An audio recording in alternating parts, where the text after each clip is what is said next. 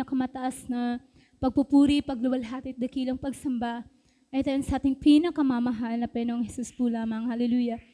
We give double honor and respect po sa ating beloved parents and Lord. We always remember and cherish the blessed preachings and teachings of our beloved parents in the Lord. Hallelujah. Greetings po to all the beloved Almeida family, sa ating pong beloved preachers, beloved workers, sa inyo po mga minamahal, maging sa ating pong bisita sa araw na ito, isang pinagpalang hapon po sa ating lahat. Hallelujah. Nagpupuri, nagpapasalamat po ako sa ating pinakamamahal na Panginoong Jesus sa patuloy na kalakasan niya po na pinagkakalob sa akin at pinapasalamatan ko po sa ating pinakamamahal na Panginoong Jesus na sa araw na to, akin po siyang mapasalamatan. Hallelujah. Sa lahat ng kabutihang ginawa niya sa buhay ko. Hallelujah. Nais ko pong i-share ang aking patotoo, lalo na po sa ating baguhan na naririto po ngayon. Mga minamahal, hallelujah.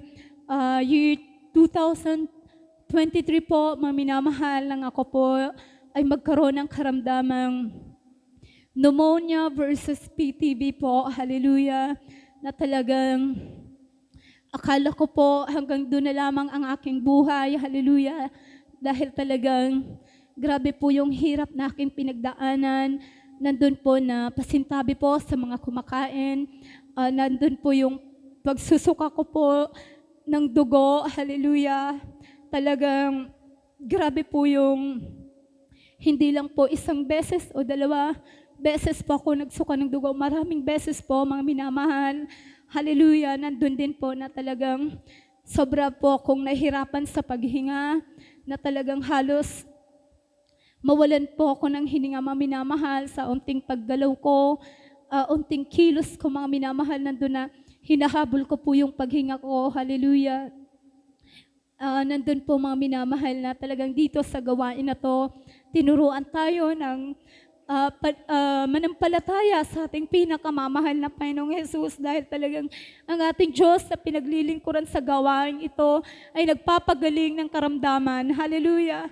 Alam niyo po, mga minamahal, dahil nga po sa talagang habang tumatagal po, lumalala po yung karamdaman ko, nandun po na natakot na po yung mga kapatid ko po, na talagang umiiyak po sila, mga minamahal. Nandun yung pakiusap nila sa akin na mag-take po ako ng gamot or magpa-check up po ako, mga minamahal. Hallelujah. Naisip ko rin po that time na makinig po sa kanila, kasi ayaw ko pong sisihin nila yung iba ko pong kapatid or yung mama ko po, na kung sakaling may mangyari man sa akin, baka sisihin po nila yung mama at mga kapatid ko po na iba, na hindi po nila ako dinala sa hospital. So ang ginawa ko po, nagpa-check up po talaga ako, mga minamahal. At ang findings po sa akin ng doktor na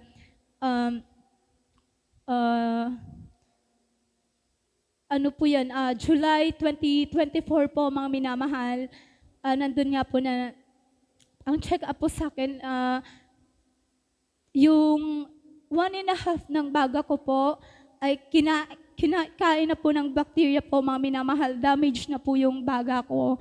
Hallelujah.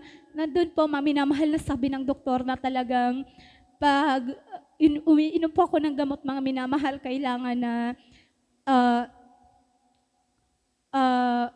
anuhin ko po talaga, inumin ko po yung mga gamot, na wag po akong magpapaliban sa pag-inom ng gamot.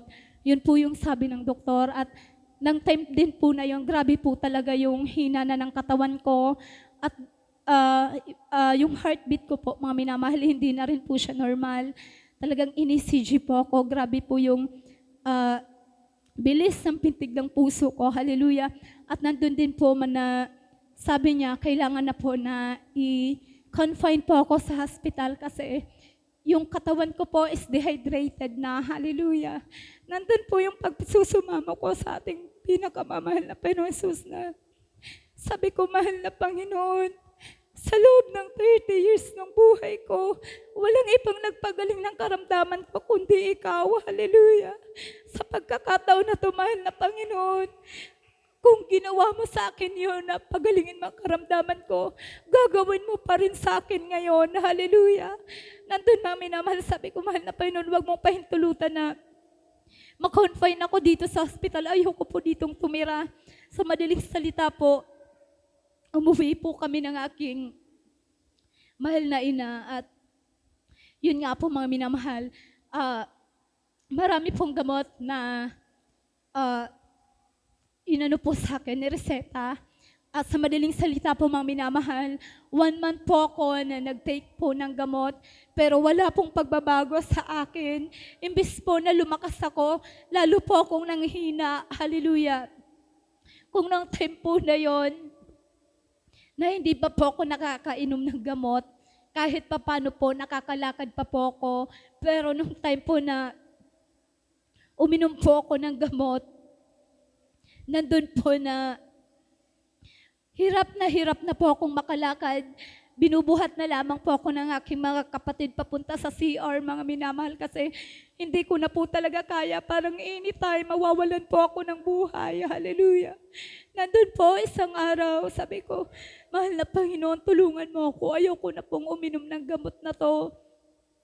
Hanggang po sa tinigil ko po ang pag-inom ng gamot na yan, kinaumagahan mga minamahal, pagising ko mga minamahal, talagang nakalakad po ako mga minamahal, talagang nandun yung kalakasan na ipinagkaloob sa akin ng ating pinakamamahal na Panginoong Jesus.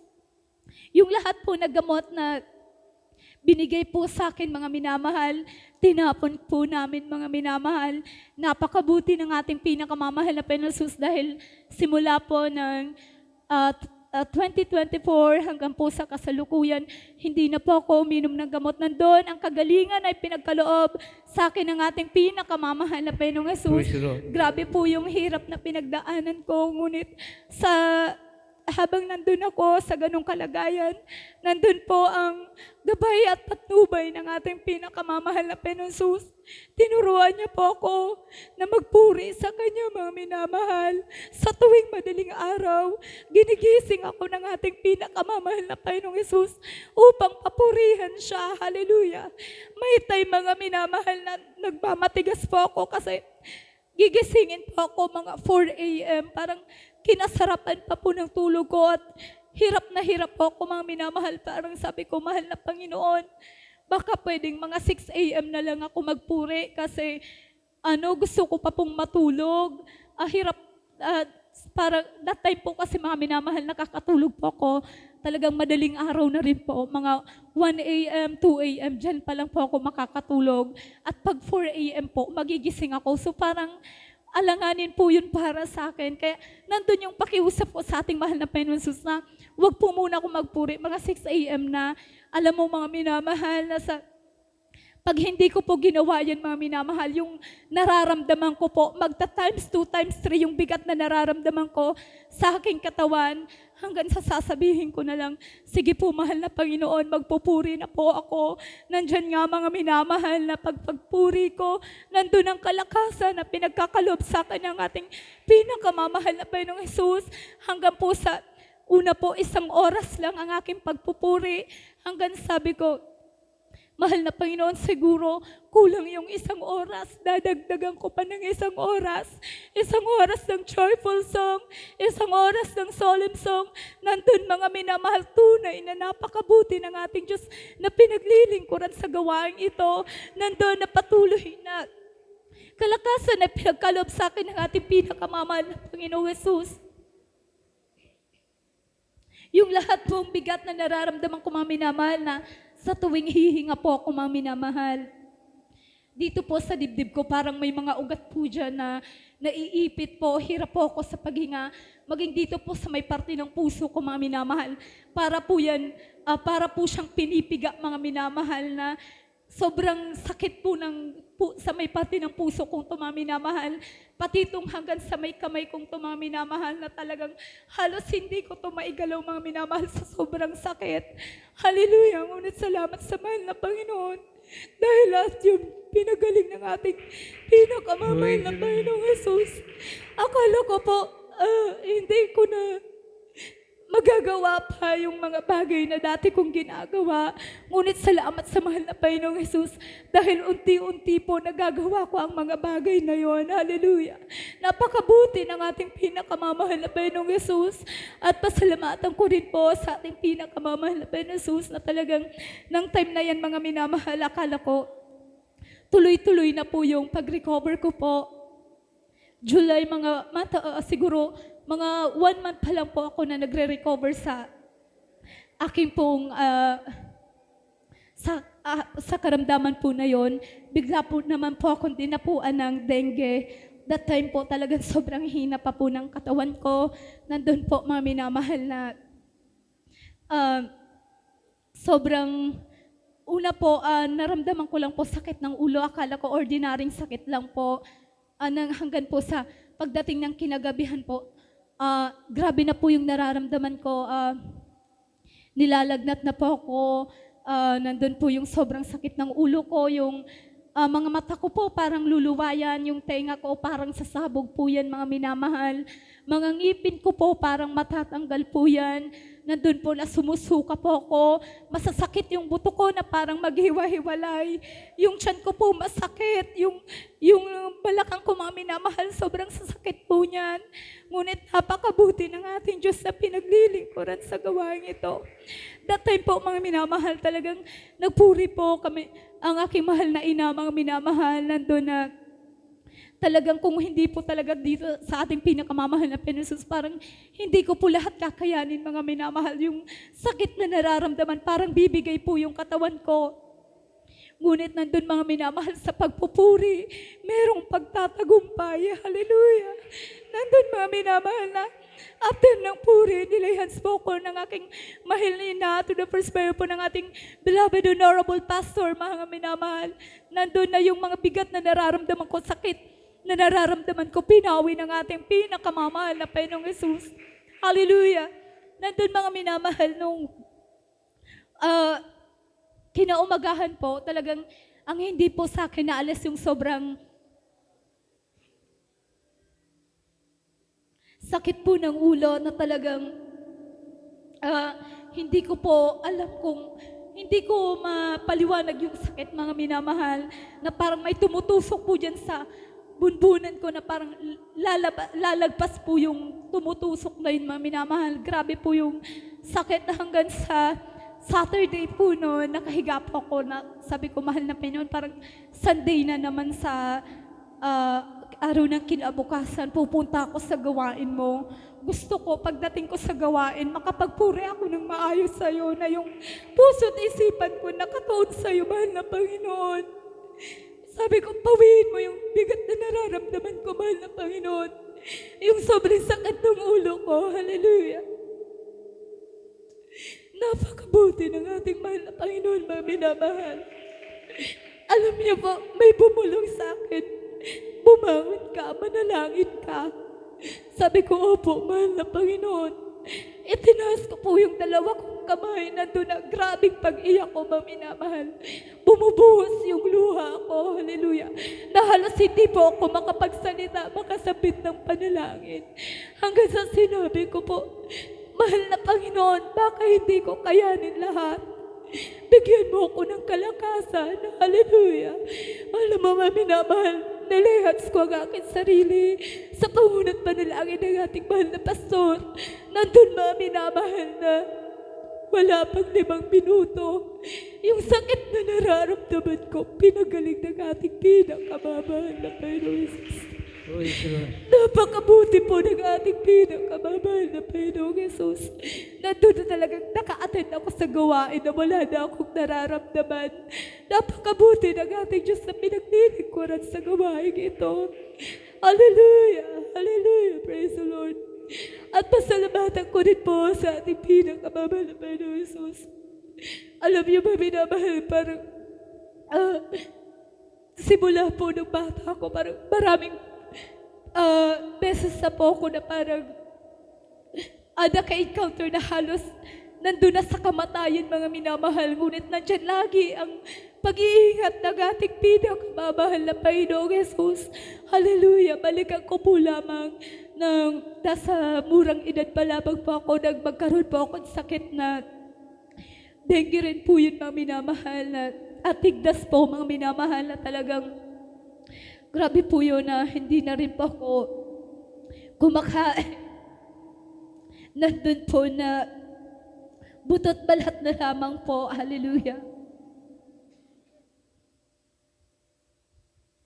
Nandun po na akala po ng aking mahal na ina, hanggang doon na lamang din po yung buhay ko kasi talagang sobrang payat ko na po. Wala pong pagkain pumapasok sa aking katawan. Hallelujah. Hanggang sa isang araw po, nanalangin ng aking mahal na ina, na sabi niya sa ating mahal na Panginoon, kung kukunin mo na ang aking mahal na anak, kunin mo na, kasi nakikita niya po yung hirap na aking nararamdaman, mga minamahal. At nandun nga po, mga minamahal, na nandun po pa rin yung panalangin niya sa mahal na Panginoon. Nagsisi po siya sa lahat ng kanyang mga nagawang pagkukulang, pagkakasala, at inilayhats po ako, mga minamahal. Nandun po, mga minamahal, yung kagalingan ay pinagkaloob sa akin ng ating pinakamamahal na Panginoon Jesus, na talagang maya lamang daw po, mga minamahal, humingi na po ako ng pagkain, at yun na po yung simula na pinagaling po ako ng ating pinakamamahal na Panginoon Jesus. Napakabuti po ng ating pinakamamahal na Panginoon Jesus. At nandun din po, mga minamahal, na nasa dako po ako ng Sorsogon. Nandun din po talagang dengue rin po siguro yun, mga minamahal, dahil talagang sobrang dami po ng lamok doon. Hallelujah. Nandun po na bigla na lamang po ako na nilagnat po, mga minamahal, na akala ko simpleng lagnat lang din, pero nandun po na lahat ng katawan ko masasakit, mga buto-buto ko, mga minamahal. Nandun po na sobrang sakit na po ng aking nararamdaman, na yung itong mga kamay ko, mga minamahal, halos hindi ko na po siya maitiklo po, mga minamahal, kasi talagang yung mga buto ko po, masasakit po yan, mga minamahal. At nilabas na rin po ako ng mga rashes sa katawan. At nandun din po na grabe na po yung lagas ng aking buhok. Akala ko po makakalbo po ako, mga minamahal. Hanggang sa isang araw, sabi po ng kasama ko sa bahay, dalhin daw po sa ospital. Pero yung beloved kapatid ko po, yung kuya ko, sabi niya, hindi natin siya dadalhin sa ospital. Mamaya mag-overnight kami. Hallelujah. Nandun nga po, mga minamahal, sabi ko, parang hindi ko po talaga kayang pumunta sa banal na gawain, kasi pag tumayo po ako, mga minamahal, para po akong lasing para po ako matutumba. Hallelujah. Nandun nga po na sa madaling salita po, nag-overnight po kami, mga minamahal. At pagdating po doon, after ng banal na gawain, inilay hands po nila ako, mga minamahal. Nandun talagang grabe kabuti ang ating dakilang Diyos. Hallelujah. Pag-uwi ko, mga minamahal, nandun yung taglay na kagalingan ay pinagkalob sa akin ng ating pinakamamahal na Panginoon Jesus. Wala pong gamot, walang anuman, kundi nandyan na pagpupuri sa ating pinakamamahal na Panginoong Jesus po lamang.